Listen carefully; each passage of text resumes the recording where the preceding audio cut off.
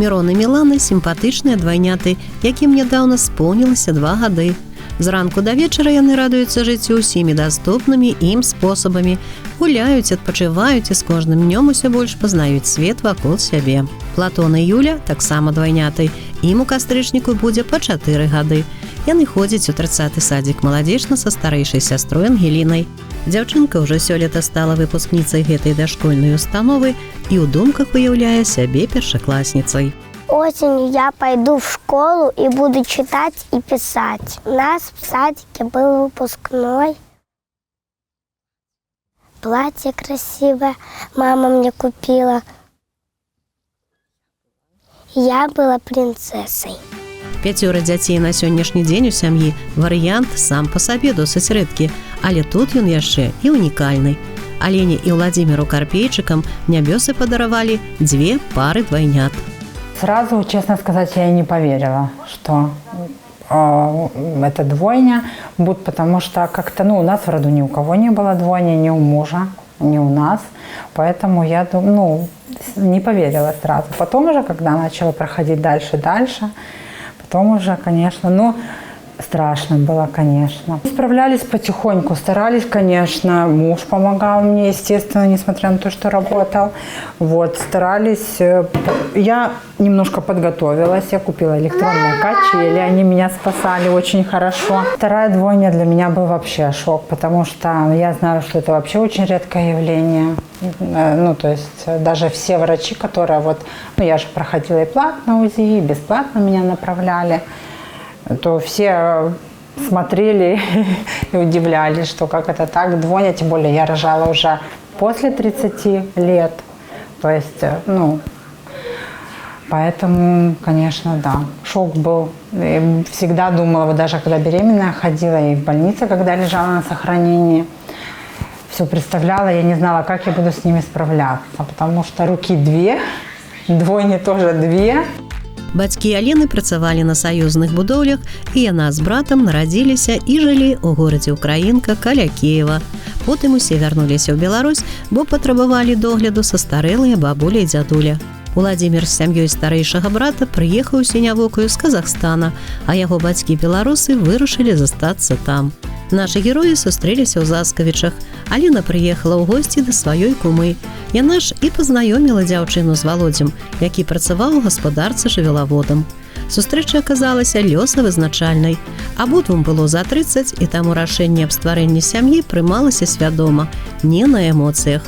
Працавалі і жылі ў Заскавічах, у Солах, а потым вырашылі прыдбаць свой кут і набылі невялікі домік у Палачанах.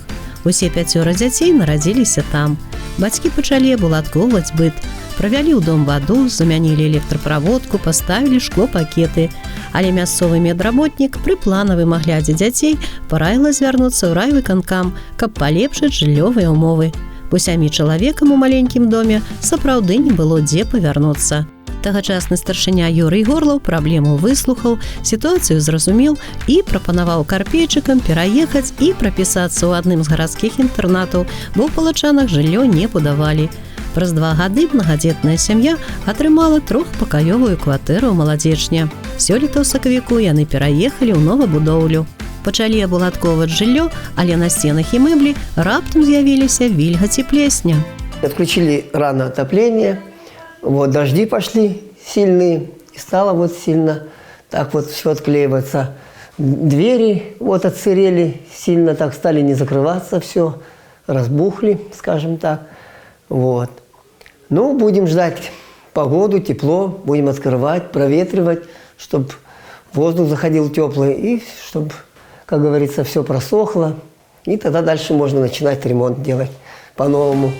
Рамонт рана ці позна будзе зроблены. Галоўнае, ёсць уласны дах над галавой, і жыццё працягваецца сваёй чаргой. Накарміць, пакласці спаць, вывесці на прагулку, памыць адзенне, змене дзетсадам клопатаў хапае.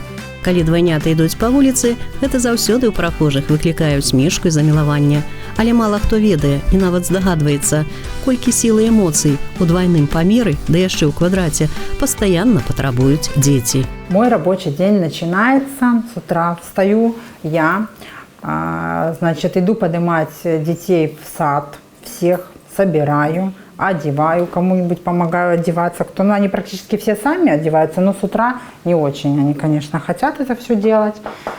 Вот, собираю. Если муж не дома, то я беру всех детей, веду в сад. Если, допустим, маленьких можно было положить в кроватку, в качели, можно было покатать, там, в шезлонг какой-нибудь, они могли бы как бы и что-то сделать, то сейчас ты уже с ними ничего не сделаешь. Особенно если все дома. Сама хочешь открыть? Вот. Все шумные, все кричат, все хотят внимания. И вот одного возьмешь на руки, все, уже хочет другой приходит. Этого взял, руки две, еще все приходят. Ну, стараемся, чтобы объясняем, что любим всех, что жалеем всех. Вот, чтобы не обижались детки, потому что они хоть и маленькие, но все равно.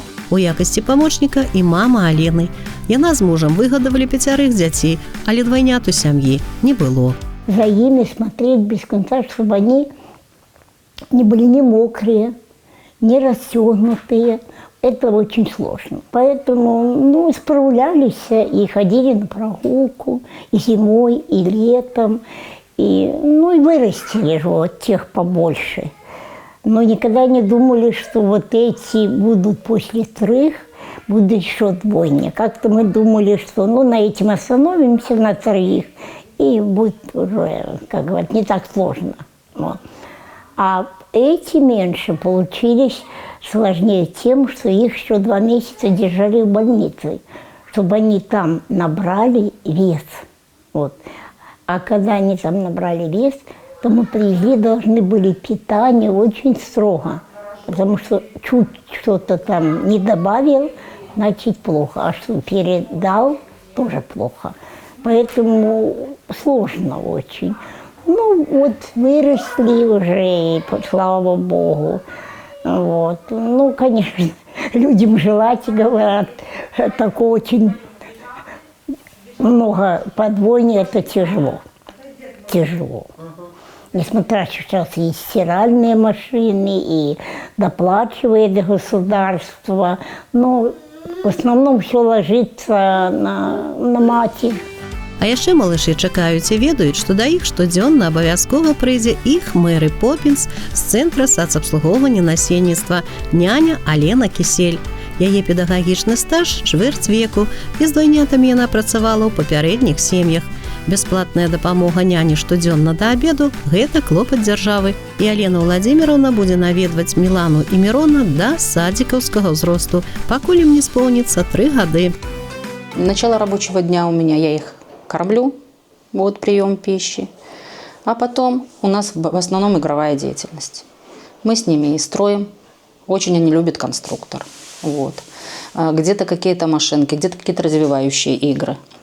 Потом при хорошей погоде мы выходим на улицу с ними, на игровых площадках играем. Вот. Потом у них идет дневной сон. И я ухожу домой, мой рабочий день до 12 часов. Дети, характеры все разные. Слава Богу, нашла подход к ним. Первое время они меня бабушкой называли. Вот. Открываю дверь, баба пришла. Теперь они уже тетя говорят. Еще Елена Владимировна не вы говорят, но знает уже, что я Елена Владимировна. Вот. Девочка более, как говорится, она активнее, шустрее. Вот. Мальчишка немножечко, как я говорю, мамин сыночек. Вот если мама есть, он мама, мама и мама. Вот. А у девчонка, как я говорю, организатор. Она организует все игры. Вот, и тогда уже помогает. Если Мирон, мальчик, не справляется, то она уже там пытается ему чем-то помочь. В основном они как-то дружные. Как-то один возле одного все время. Это практически то же самое, как и в детском саду. Весь режим. Вот. Единственное, только больше им внимания уделяешь. Что целой группе, а что 2 деткам. Есть разница большая, конечно, в этом. За время, что няня приходит, я стараюсь сделать большую часть работы, либо куда-нибудь поехать, выехать, если мне надо сходить к врачу, еще куда-то, то я стараюсь сделать вот за это время, что она приходит. Падняць на ногі 5 дзяцей – справа не з лёгкіх. Бацькі на цяжкасці не скарцяцца. Алена Мікалаеўна мае спецыяльнасць бухгалтара і спадзяецца выйсці на работу пасля дэкрэтнага водпуску. Закончыла і курсы пекараў-кандытараў. Владимир Іванович – канявод на конна-спартыўным комплексе ў Палачанах. Брыгадзір Вольга Грыбович ведае, усе агучаныя заданні будуць выкананы своечасова. Раздадите этим сено, завезете двоим тем сено, вот этим тоже сено положите сюда в леваду, и спортивным тоже, вот этой шестерке тоже дадите сено, хорошо? А Шри-Ланку с гравюрой, если что, переведете в другую леваду. Договорились? Хорошо. Договорились. Все это. Усё жыццё гаспадара сям'і звязана з сельскай гаспадаркай. У Заскавічах ён працаваў аператарам машыннага даення, нават удзельнічаў у раённым конкурсе, заняў 4-е месца, і пра яго поспехі пісалі ў прэсе. Работа на конна-спартыўным комплексе Владимиру даспадобы. Все делаем, кормим, убираем, чистим, поем. Лошадки в поле сейчас находятся, вот пасутся жеребятками. Вот. А некоторые здесь в леваде остаются. Тоже их скормим, загоняем, даем овес им, сено. И снова они выходят на улицу и, как говорится, ходят на солнышке. Так хорошо им. У Заскочах я держал свою лошадь. У меня была своя лошадь. Вот. И я на ней тоже ездил и косил, траву и возил. Ён і напарнік даглядаюць сотню спартыўных коней. Калі здараецца вольная хвіліна, Владимир зазірне на мясцовы іпадром, дзе часта праходзяць розныя спаборніцтвы, і па настрою коня можа з вялікай доляй верагоднасці вызначыць, як спартсмен і яго чацвераногі партнёр пройдуць дыстанцыю. А домік вокнамі ў сад у Палачанах і 15 сотак зямлі вакол яго паціху прыводзяцца ў парадак. Владимир трымае там і невялікую гаспадарку, дзе б сям'я не жыла раней, а жыўнасць домашнюю заводзілі ўсюды. Утром приехать управиться тут, дать курочкам быстренько, там пару свиночек у меня им налить быстро, и сажусь на мотоблок, еду быстренько на работу. На работе там убираем все, делаем, кормим. Вот. Вечером снова я еду домой, заезжаю сюда опять здесь управляю, все делаю, где покошу, вот немножко, и бегу снова, еду то есть в город. Помимо того, я хочу здесь все перепахать, садить здесь огород, картошечки, потому что очень много земли, не хочется, чтобы она просто так стояла, чтобы на ней что-то можно было посадить. Дача это как вообще замечательно, когда есть. Вот. Приезжаем тут, я убираю там, делаю. Вот, хочу разобрать, где старенькое все, и из блоков построить одну маленькую такую комнатку. Хочу еще вот купить уток завести, белых, бройлерных, пекинская утка, очень она хорошая, растет до 4,5 килограмм. Я их держал постоянно, вот мне хочется их купить и завести. Вот груша посадил тоже в этом году, тоже она как бы цветет здесь немножечко, и она такая вырастет метр где-то, не больше, и будет на ней груши, так плетущие такие груши. Такая интересная, посоветовал мне. Человек продавал. Вот. Тут лучок выходит уже, так неплохо зашел. Так что все стараемся, чтобы было у нас. Будем делать все для детей, для семьи. Работы на участку край пачаты, але не закончаны. Усё робіцца з думкай пра дзяцей, каб іх можна было вывезці летам з горада на свежае паветра, абуладкаваць ім дзіцячую пляцоўку з арэлямі, звадзіць на тыя ж конныя спаборніцтвы, а можа, хто з іх захоча і сам заняцца конным спортом. Характер у всех разный, у детей. Вот вторая двойня, Мирон, он у нас ранимый такой. Ему что-нибудь так сказала, обиделся, все, он надуется и ушел в сторону. Ни с кем не будет разговаривать. Вот. А Милана, она такая боевая, скажем, у нас девочка.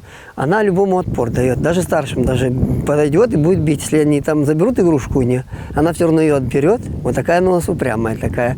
Подойдет и заберет.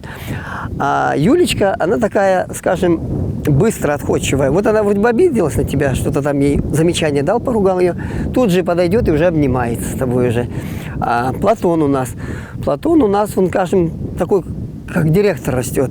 Он такой вот, я вот заметил по нему, он подойдет, ему начинаешь говорить, он стоит и слушает тебя, что ты ему сказал. Внимательно так стоит, слушает, на тебя смотрит.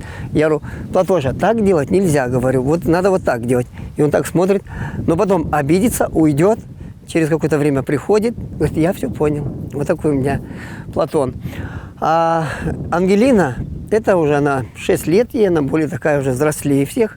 Она вот посуду помоет. Скажешь, Ангелина, мы пойдем сегодня, наверное, в магазин с тобой. Давай дома все уберем, все сделаем. И она говорит, все, папа, будем делать с тобой. И мне помогает игрушки собрать, убрать там все. И тогда мы все, когда сделаем, порядок дома навели, и мы с ней идем в магазин. И она радостная, знает, что что-то купит папа вкусненькое. Вот такая у меня Ангелина. Вот такие детки. Все разные, у всех разный характер. Ну, я счастлив, что они здоровые все, веселые. Это очень здорово. Дрэва на сваім участку Владзімір пасадзіў, 2 сыны растуць, дом-дачу яшчэ плануе абнавіць і дабудаваць пакоі. Так што праграма для сапраўднага мужчыны, сем'яніна і гаспадара ўжо ў пэўнай меры выканана. Адобы камфорт і цяпло сямейнага ачага падтрымліваюць жонка Алена і бабуля Любоў Андрэевна. Кожны дзень прыносіць новыя клопаты, але знаходзіцца месца і для гумару, і для радасці. Во-первых, я думаю, что надо друг друга сильно любить, понимать. Понимание, вот, уважение, друг другу надо уступать.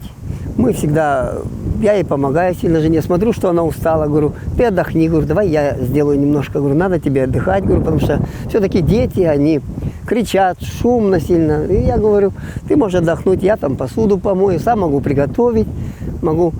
Ну, а выходные жена нас балует, выпекает, там всякие тортики делает, там пирожочки нам печет. И мы очень счастливо вечером садимся, кушаем. Говорим, какая у нас мама молодец, все-таки печет нам все выпекает. Очень здорово. И так мы дружно живем. Нам нравится очень все. Молодец. Вот это, я думаю, самое такое счастье, что любить друг друга надо. Друг друга, когда сильно любят, и понимание, это, наверное, всего в каждой семье хочется, наверное, так, чтобы было. Растуць дзеці, у кожнага з іх часам праявяцца свае таленты і здольнасці, і яны стануць першымі памочнікамі бацькоў. Абуладкоўваецца дача, няма праблем з работай і на рабоце. З часам будзе спраўлена і наваселле ў новай кватэры. Вось так і пішуць свой летапіс жыцця Владзімір і Алена Карпейчыкі, у сям'і якіх 7 дружных «я».